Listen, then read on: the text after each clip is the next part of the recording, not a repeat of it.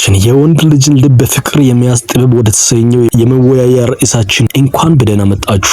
ብዙ ሴቶች በትዳር ውስጥ ያላቸውን ቦታ ለማጠንከር ፍጹም ለመሆን ደፋ ቀና ይላሉ። ምርጥ ምግብ መስራት፣ ቤታቸውን እንደ አበባ ማስዋብ፣ ልጆችን በሚገባ መንከባከብና ማሳደግ፣ ራሳቸውን ማስዋብ፣ በቃ ፍጹም ነኝ ለማለት ብዙ ነገር ያደርጋሉ። ግን በውስጣቸው የሆነ ክፍተት አለ። ባለቤታቸው እያያቸውም እንኳ አያየንም ይላሉ። በጭራሽ የሚያዳምጣቸውም እንኳ አይመስላቸውም። የሆነ ነገር ጠፍቷል። ምናልባት እናንተ በምታደርጉት ጉድለት አይደለም። ጉድለት የለባችሁ። ችግሩ 90% የሚሆኑ ሴቶች ፍቅር ነው ብሎ የሚያስቡት ግን ትዳርን በዝምታ የሚገል ግንኙነታችሁን የሚበላ አንድ ትልቅ ስህተት ስላለ ነው። ይህ ስህተት ልባችሁን ይሰብረዋል፣ ግንኙነታችሁን ያቀዘቅዘዋል፣ ትዳራችሁንም ቀስ በቀስ ሊያጠፋው ይችላል። ዛሬ ይህንን ስህተት ብቻ ሳይሆን ይህንን ጉድለት የሚሞላው ግንኙነታችሁን ሙሉ በሙሉ የሚለውጠውን ባለቤታችሁን ከእናንተ ጋር የሚያጣብቀውን ብቸኛውን መፍትሄ በጥልቀት እናያለን። ይህንን ምስጢር ካውቃችሁ በኋላ የባላችሁን ልብ የምትይዙበት ፍቅራችሁን የምታሳድጉበት መንገድ ሙሉ በሙሉ ይቀየራል። በመጨረሻ ላይ የመፍትሄ ሐሳቦችን ስለማቀርብ እስከ መጨረሻው ተከታተሉኝ። ዛሬ የምንወያይበት ርዕስ በብዙ ሴቶች ልብ ውስጥ ጥልቅ ቦታ ያለው ይመስለኛል። ስንቶቻችሁ ናችሁ ባሎቻችሁን ደስተኛ ለማድረግ ደፋ ቀና የምትሉት? ስንቶቻችሁ ናችሁ ትዳራችሁን ለማዳን ለመገንባትና ለማደስ ሌት ተቀን የምትደክሙት? ምናልባት የምትሞክሩት መንገድ ግን የተሳሳተ ይሆን? ፍቅራችሁን የምትገልጹበት መንገድ ባለቤታችሁን እንዲርቅ የሚያደርግ ይሆን? እስቲ አስቡት። በሙሉ ልባችሁ የምትወዱት የምትጨነቁለትና ቤተሰባችሁን ለመገንባት የምትጥሩለት ሰው እየራቃችሁ ነው። እሱ ስራውን፣ ጓደኞቹን ወይም ስልኩን ከእናንተ በላይ ያፈቅራል። እሱ በቤት ውስጥ ቢኖርም እንኳን እናንተ በስሜት ብቸኝነት ውስጥ እንደሆናችሁ ይሰማችኋል። ምናልባት እሱ ስለ ችግሮቹ ከእናንተ ጋር ከማውራት ይልቅ ከጓደኞቹ ጋር ማውራት ይመርጣል። ይህ እንዴት ያማል፣ ልብ ይሰብራል በእውነት። ዛሬ ይህንን ህመም የምንለውጥበት መንገድ እናሳያችኋለን። ይህ የዛሬው ውይይታችን የትዳራችሁን መንፈስ የሚመልስ ፍቅራችሁን ከእንቅልፉ የሚያነቃና የባላችሁን ልብ እንደገና ከእናንተ ጋር የሚያጣብቅ ነው። ይህ መረጃ የጨለማን ደመና የሚያስወግድ የፀሐይ ብርሃን ነው። ትልቁ ችግር ሴቶች በራሳችሁ የሚሰሩት አንድ ትልቅ ስህተት ነው። ውድ አድማጮቻችን ያ ትልቁ ስህተት ምንድነው? ብዙ ሴቶች በፍቅር ስም የሚፈጽሙት ግንኙነትን የሚበላው ነገር ባለቤታችሁን ለመለወጥ መሞከርና እሱን በራስሽ መስፈርት ብቻ መለካት ነው። የምትመክሪው፣ የምትነቅፊው፣ የምታስተካክዩ ሁሉ መልካም ፍላጎት ስላለሽ ነው። ባለ እንዲሻሻል ይፈልጋለሁ፣ ለቤተሰብ የተሻለ ሰው እንዲሆን ነው ብለሽ ልታስብ ትችያለሽ። እኔ እኮ የሚነግረው ለራሱ ጥቅም ነው ልትይም ትችያለሽ። እንዲህ ብታደርግ ይሻልሃል፣ ለምን እንደ ጓደኛ ያቶንም ይህንን ባህሪን ማስተካከል አለብኝ፣ እንትን እኮ አትችልበትም፣ አንተ ሁሉም እንዲህ ነህ። እነዚህ ሁሉ አንቺ ለእርሱ ከፍቅር የመነጨ ምክር መስለውሽ የምትሰጪያቸው ነገሮች ናቸው። ለአንቺ ይህ እርዳታ ሊሆን ይችላል፣ ለእርሱ ግን ይህ ትችት ነው። የእክልት ባል እኮ እንዲያደረገ፣ የእክልት ባል እኮ ባለቤቱን እንዲያደርጋታል። ይህ ደግሞ እሱን ከሌላ ሰው ጋር ማነጻጸር ነው። ይህ ለወንድ ልጅ እጅግ በጣም ክፉ ህመም ነው። ወንድ ልጅ ባልተከበረበትና አጥበቃም የሚል ስሜት በሚሰማበት ውስጥ ነፍሱ ትታፈናለች። አንቺ የእሱን ድክመት በነገርሽው ቁጥር፣ የእሱን ውድቀት ባስታወስሽው ቁጥር የእርሱ ስሜታዊ ግንኙነት ከአንቺ ጋር እየተቋረጠ ይሄዳል። እሱ ከሚወዳትና ከሚያከብራት ሴት ትችትን ሲሰማ በውስጡ ይሰበራል። ወንድ ልጅ በቤት ውስጥ ያለውን ቦታ፣ ክብሩን፣ ብቃቱን ሲጠራጠር ከዛ ቤት ይርቃል። ይህ ደግሞ ወደ ስሜታዊ መገለል ወይም ኢሞሽናል ኤግዛይል ይመራዋል። ለወንድ ልጅ ስሜታዊ መገለል ወይም ኢሞሽናል ኤግዛይል ማለት ምን ማለት እንደሆነ እንመልከት። አንደኛ የውስጥ ግንብ ይገነባል።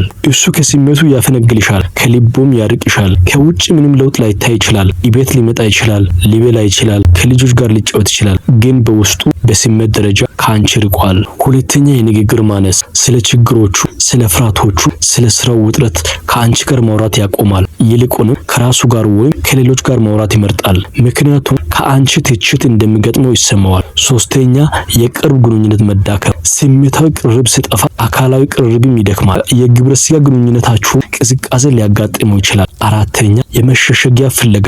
በቤቱ ውስጥ ስሜታዊ ሰላም ማጣት ሲጀምር ከቤት ውጪ መሸሸጊያ ይፈልጋል።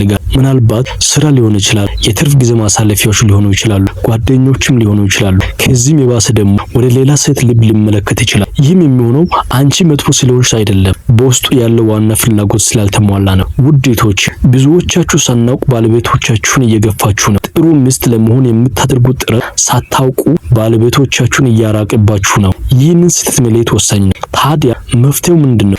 ለዚህ ችግር ብቸኛው መፍትሄ የጀግንነት ጥሪና እውቅና ነው። እሱን መተቸት ወይም መተው አይደለም። መፍትሄው በውስጡ ያለውን ጀግና መቀስቀስ ነው። በስነ ልቦናው ዓለም ሄሮ ኢንስቲንክት የሚባል ነገር አለ። ይህ ከጥንት ጀምሮ በእያንዳንዱ ወንድ ውስጥ ያለ ውስጣዊ ፍላጎት ነው። ወንድ ልጅ በትዳሩ ውስጥ አስፈላጊ መሆኑን ማወቅ ይፈልጋል። ጥበቃ ማድረጉን፣ አቅራቢ መሆኑን፣ ችግር ፈቺ መሆኑን እና ከሁሉም በላይ ለሴቱ ልዩና አስፈላጊ መሆኑን ማወቅ ይፈልጋል። ይህ የእያንዳንዱ ወንድ ውስጣዊ ማንነት ነው። ይህ ማለት እሱ ልክ እንደ ፊልም ጀግና መብረር ወይም ሀብታም መሆን አለበት ማለት አይደለም። ይህ ማለት እሱ የሚያደርጋቸው ትናንሽ ነገሮች ለእርሱ ምን ያህል ትርጉም እንዳላቸው ሲረዳ በውስጡ ትልቅ የእርካታ ስሜት ይሰማዋል ማለት ነው። ስትሸልሙትና ስታበረታቱት እሱ ለእርሱ ስል ተራሮችን ለመናድ ይፈልጋል። ግን ይህ ሄሮ ኢንስቲንክት ሲታፈን፣ ሲነቀፍ፣ ሲመከር በውስጡ ይጠወልጋል።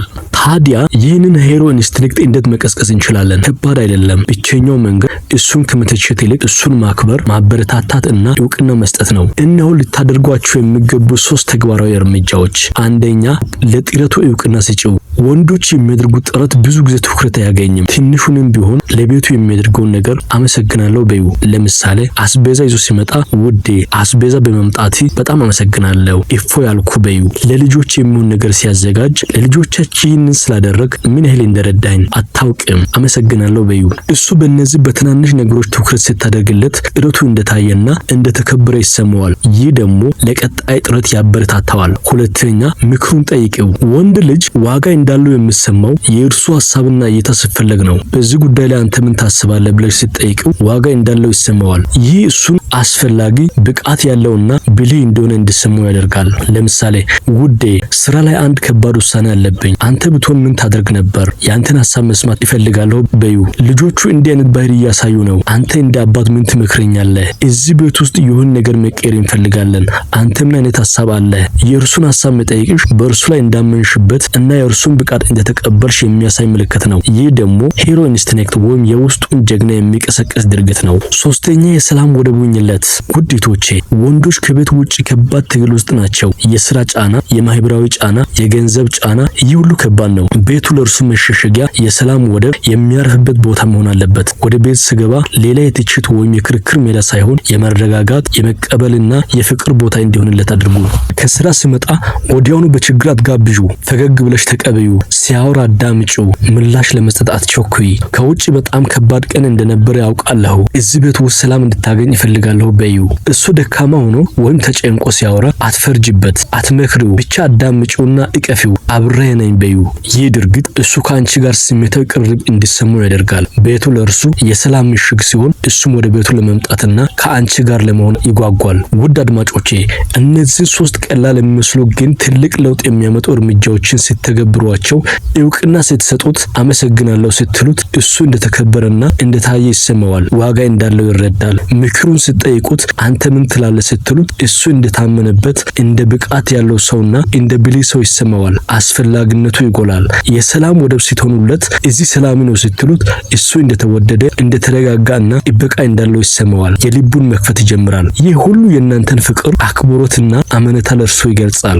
እነዚህ ስሜቶች ለእያንዳንዱ ወንድ እንደ ነፍስ ውሃ ናቸው። ያለ እነዚህ ወንድ ልጅ ይጠወልጋል። እነዚህን ሲያገኝ ግን ያብባል፣ ይለመልማል። እናም ለቤተሰቦቹ ሲል ማንኛውንም ነገር ለማድረግ ዝግጁ ይሆናል። እሱ ከእናንተ ጋር በግልጽ ማውራት ይጀምራል። ምክንያቱም ከእናንተ ዘንድ ፍርድ ሳይሆን ድጋፍ እንዳለ ያውቃል። የጠፋው ስሜታዊ ቅርብ ይመለሳል። እርሱ ከአንቺ ጋር ለመሆን ይጓጓል። ውዲቶቼ እውነተኛው የሴት ልጅ ውበት ያለው እሱን በመቆጣጠር ሳይሆን እሱ እንዲከበርና እንዲወደድ በማድረግ ውስጥ ነው።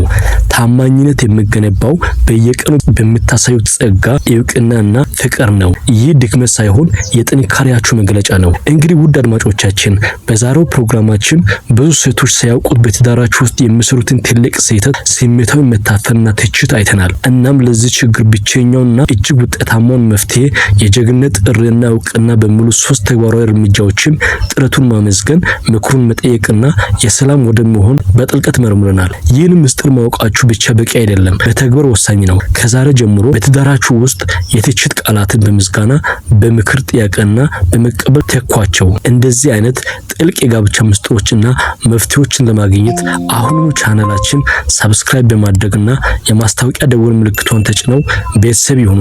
በሚቀጥለው ቪዲዮ እስከምንገናኝ ለእናንተና ለቤተሰባችሁ የፍቅር የሰላምና የመተሳሰብ ጊዜ ይሁንላችሁ። መልካም ቆይታ።